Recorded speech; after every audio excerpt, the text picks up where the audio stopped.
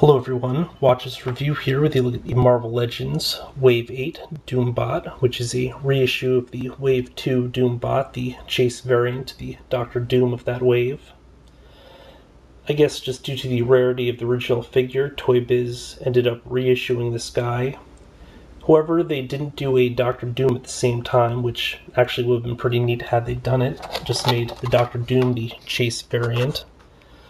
So yeah, sort of reversal there, but, no such luck. Arguably, the Doombot itself is kind of a superfluous inclusion. In that, with the mask on, you can't tell the difference between Doctor Doom and his Doombots anyway, which, of course, is the whole point of them. Hold on a second and I'll get this out of pack. The Doombot comes with this castle turret, which is a wall mount display. Yeah, pegs into the thing. A reprint of the Marvel Age Spider-Man number 4, which is one of the things I did like about Toy Biz, where they include a free comic. A pistol, which you can't actually see when you're looking at the package because it's in its holster. I believe it's a German Luger. For those of you wondering why a character with fingertip lasers would need a pistol, I'm guessing the answer is Jedi. And also his mask. By the way, I've always wondered why Doctor Doom didn't just make this the face of them instead of putting a fake face underneath, but you know what? I'm not an evil genius. There's probably a good reason for it.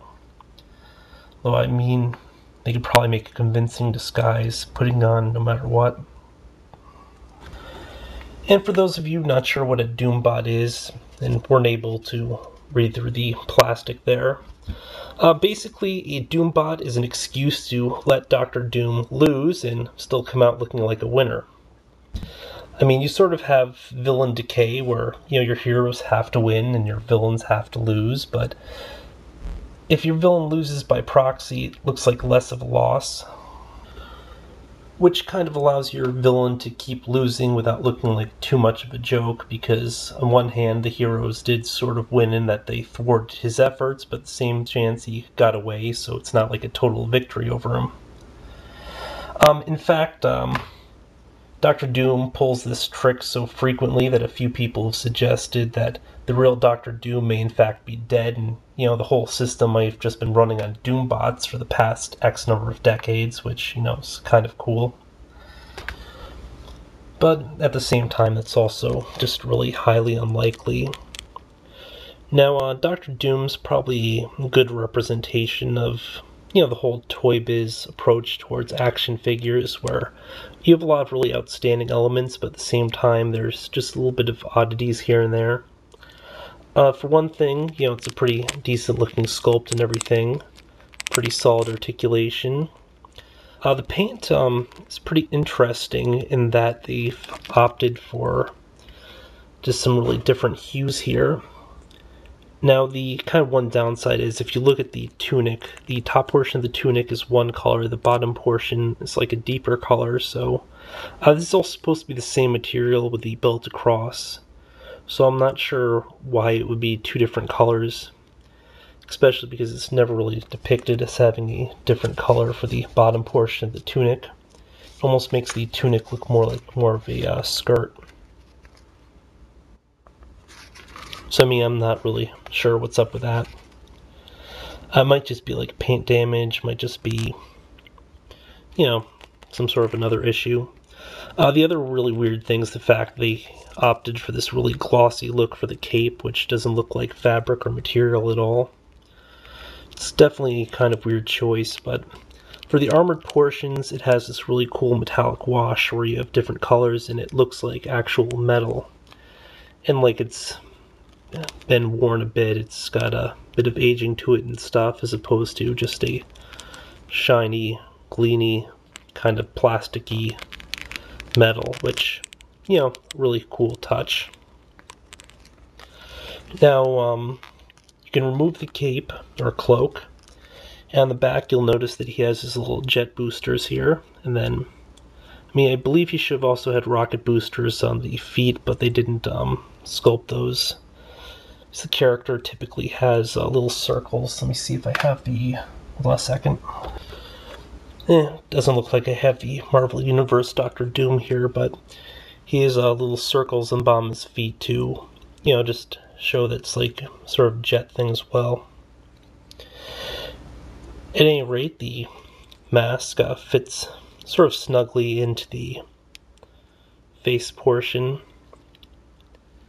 Again, just kind of curious why they bother doing a mask over a skeletal face, but not a super genius here, folks, so I don't really understand the logic behind it other than just the epic reveal where the mask falls off and we learn it's not really him. Also, that's one of the big draws to these figures, because I hope to pick up a few of them, maybe like 2 or 3 more Doombots than the Doctor Doom from this, which I don't have yet. And then just play a Doctor Doom shell game where... Oops. Ace will probably want to put the mask on after the cloak's on, but just toss the mask on, then shuffle them around and see if somebody can pick out the real Doctor Doom. Or if they get fooled by the Doombot. Wow, this doesn't really work all that well.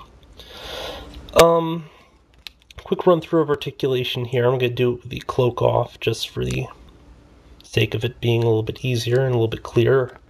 There's no real impediment or whatever with the joints and stuff because the cape is sort of loose, rubbery plastic.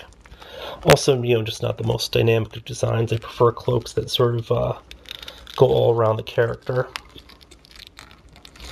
Sort of like Batman has. Well, at least some of the time. Or just sort of swirls around the front. You can kind of get that effect, but there's just not enough length to the cape to really do it.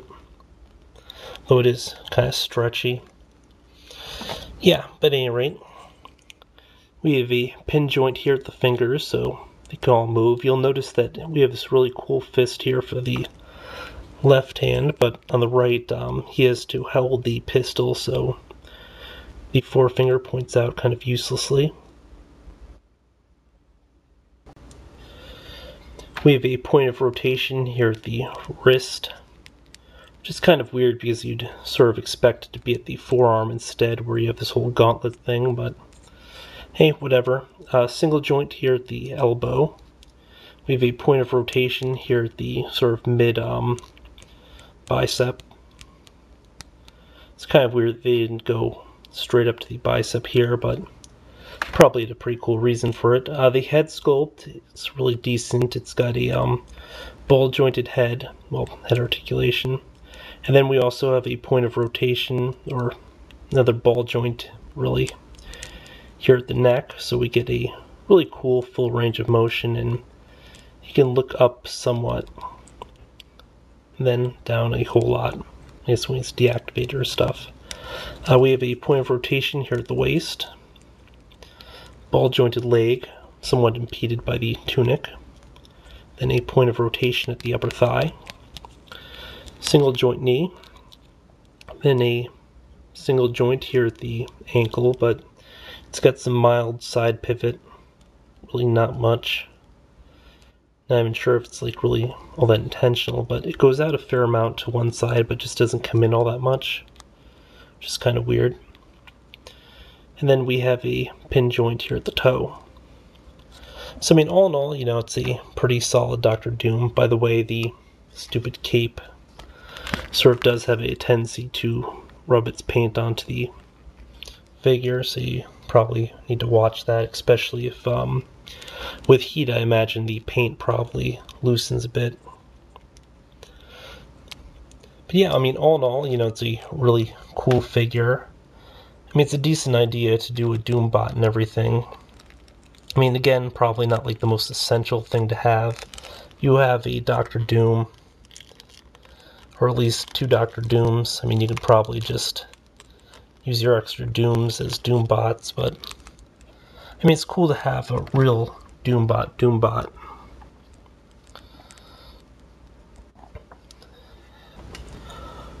also, before I forget, if you're wondering about scale, here's the first appearance Spider-Man from Wave 10. You will notice that the Doombot is, just a bit larger than it. I mean, I guess it kind of makes sense given that the character is wearing a suit of armor, so bulkiness does work. Now, in terms of, just a general Doctor Doom design, I think my favorite so far is probably the Marvel Select Doctor Doom, which I previously reviewed.